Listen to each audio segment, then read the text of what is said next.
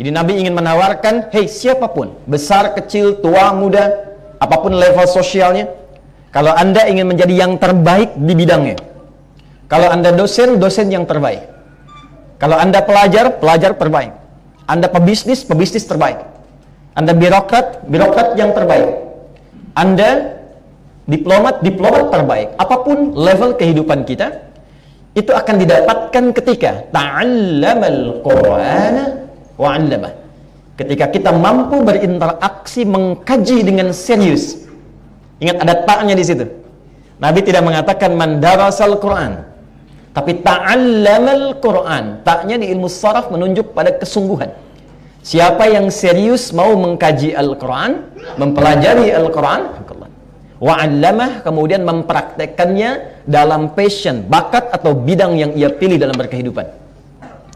Baik. Kenal Abdurrahman bin Auf? Kenal ya. Cuma mahasiswi Undri yang kenal Abdurrahman bin Auf ya. Kenal di mana nih? Abdurrahman bin Auf kaya, ahli manajemen, ahli ekonomi. Tapi ketika belajar Quran, level kekayaannya naik ke level yang tertinggi, yang ketiga. Kaya itu kan ada tiga ya. Kaya, kaya banget, kebangetan kayanya. Ayo levelnya naik, kebangetan kayanya. Jadi semua pebisnis yang belajar dari spirit Quran itu naik ke tingkat tertinggi. Jadi beliau sebelum masuk Islam kaya, lalu diambil kekayaannya oleh orang-orang Quraisy masa itu, dan mampu bangkit kembali dalam kurun waktu hanya setahun untuk mengembalikan yang sama nilainya dengan yang diraih saat sebelum Muslim. Lalu dalam waktu 2-3 tahun menjadi orang terkaya di Madinah pada masa itu, yang setiap tahun mampu menyantuni semua kalangan penduduk Madinah. Utsman bin Affan kaya, tapi ketika mengambil spirit Al-Quran dan dijadikan pengetahuan manajemennya berdasarkan atau berlandaskan nilai-nilai spiritual, maka kekayaannya menjadi berlipat yang sampai sekarang asetnya masih ada di Madinah. Jadi kalau Anda umrah, saya terakhir kemarin umrah, itu ada hotel namanya Hotel Utsman bin Affan. Warnanya marmer, persis seperti kursi yang diduduki Pak Rektor ya. Itu asalnya hanya dari investasi sumur, aktifanya naik. Sumur dibeli, dibebaskan, sebagiannya kebun kurma, lalu dialih fungsikan oleh pemerintah sekarang menjadi hotel, dibuka rekening atas nama Utsman bin Affan. Jadi siapa yang ada di situ memanfaatkan hotelnya, jasanya, hasilnya disimpan di rekening, lalu ditebarkan sebagai sedekah atas nama Utsman bin Affan. Orangnya meninggal 15 abad yang lalu, rekeningnya ada sekarang. Utsman. Ali bin Abi Thalib radhiyallahu taala anhu, orang hanya mengenalnya sebagai menantu Nabi. Anda boleh buka, adik-adikku yang masih mengkaji kitab, cari kitab namanya Al-Jawahir, karya Syekh Tantawi Jauhari. Di jilid yang terakhir, beliau menempatkan Ali bin Abi Thalib termasuk di bidang pakar di bidang matematika. Dan basicnya dari Quran. Basicnya dari Quran. Yang itu nanti akan diwarisi oleh kemudian Ibnu Sina, kemudian ada lagi Al-Farabi, ada lagi nanti kemudian Averroes atau Ibnu Rushd, yang terinspirasi genealoginya dari Ali bin Abi Thalib meriset Quran, melahirkan sesuatu. Jadi Ali bin Abi Thalib itu pernah menangani kasus di masa beliau. Ada seorang laki-laki, seorang suami menyeret istrinya untuk diminta dihukum rajam. Kata suaminya, ya Amirul Mukminin, tolong rajam ini perempuan pezina ini. Kata istrinya, saya tidak berzina. Lalu Ali bin Abi Thalib dengan bijak bertanya, apakah benar engkau berzina? Kata istri orang tadi, tidak ya Amirul Mukminin. Kemudian beliau bertanya pada suaminya, apakah anda punya saksi? Tidak ya Amirul Mukminin. Dari mana anda menyimpulkan istri anda berzina? Ya Amirul Mukminin, ini kami baru menikah 6 bulan, dia mengandung lalu melahirkan. Normalnya kan nggak 6 bulan katanya. Apa jawaban Ali bin Abi Thalib? Apakah engkau nggak baca Quran? Basicnya Quran. Apakah engkau tidak membaca Al-Quran? Lalu dibacakanlah Quran surah ke-45, 46 Al-Ahqaf, Quran surah 46 ayat ke-15. Wassaynal insana biwalidayhi ihsana, sampai ke kalimat wa hamduhu wa fisaluhu 30 syahra. Bukankah di ayat itu Allah menerangkan mengandung dan menyusui sampai disapih 30 bulan? Lalu engkau baca nggak di surat Luqman? Surah 31 itu di ayat ke-14.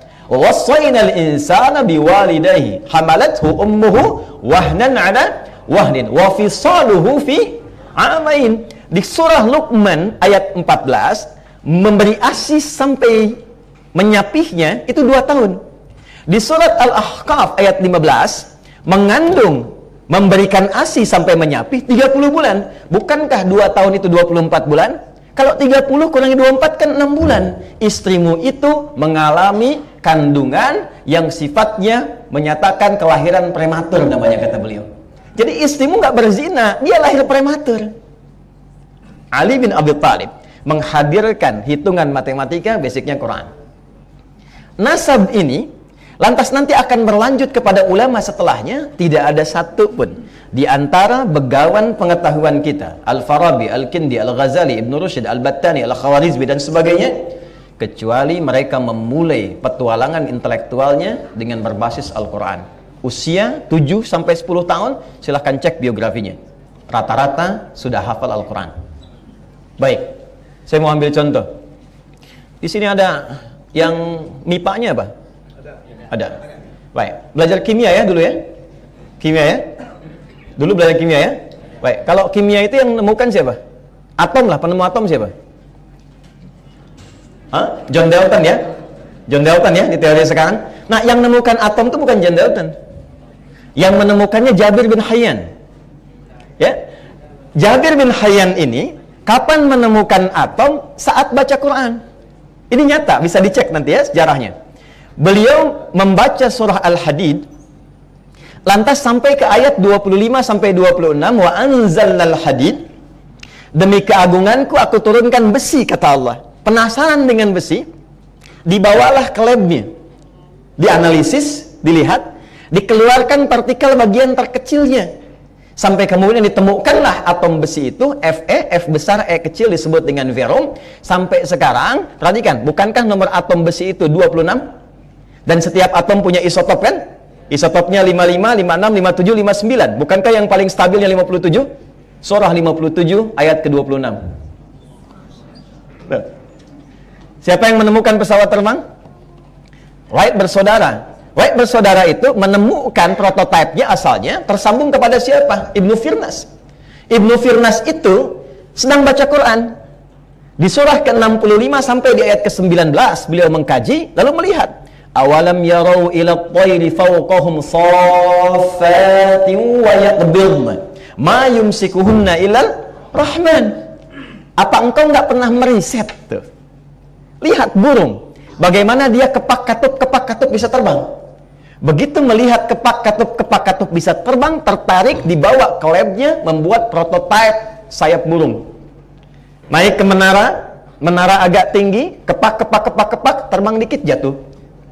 Perbaiki lagi, agak tinggi lagi, sampai diperbaiki sedemikian baik, kepak katup, berapa meter terbang, jatuh.